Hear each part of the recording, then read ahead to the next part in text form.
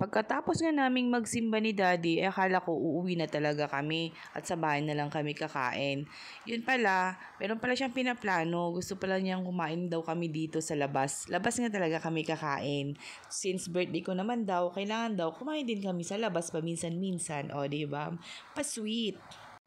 Sa sobrang mahal kasi ng mga bilihin naman guys, kaya naman ako medyo parang okay lang sa akin na sa bahay na lang kami kakain, bibili na lang kami ng ulam tapos sa bahay na lang kami kakain.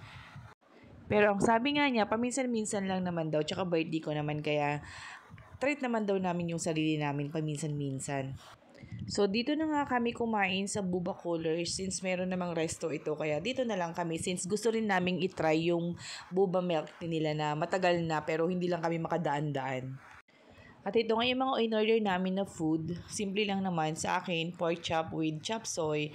And then kay daddy naman is grilled pork na with vegetable din. At syempre, ang mga favorite namin na milk tea flavor.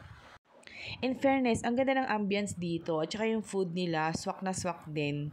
Masarap. Pati yung mga milk tea nila, napaka ano ya, syala. I mean, sakto sa lahat ng panlasa. Ayan. First time nga namin dumaan dito at lagi namin nadadaanan pero first time lang namin na i-try yung food and okay naman, approve naman siya. Maganda, masarap. Tsaka maganda yung ambience. Buba Colors ng Binalan, baka naman. Bago nga pala kami kumain, sabi ko kay Daddy, pre your own food na lang. So, yun na yung ginawa namin bago kami kumain. Hindi na nga lang siya na-capture.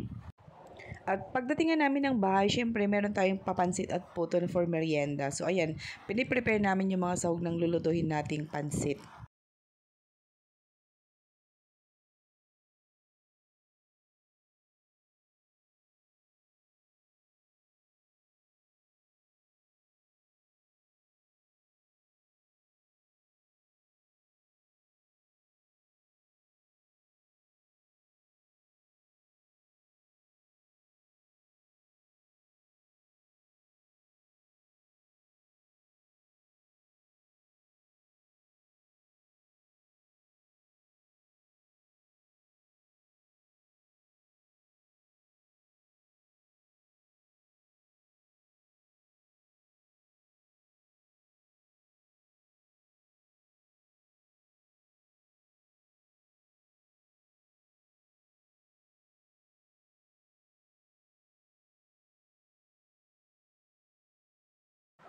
So, ito na nga yung sahog ng ating pansit na niluto. Pero sa kasamang palad, hindi natin na-film yung paglagay ng bihon, guys. Kasi hindi pala siya na-record. Sorry naman.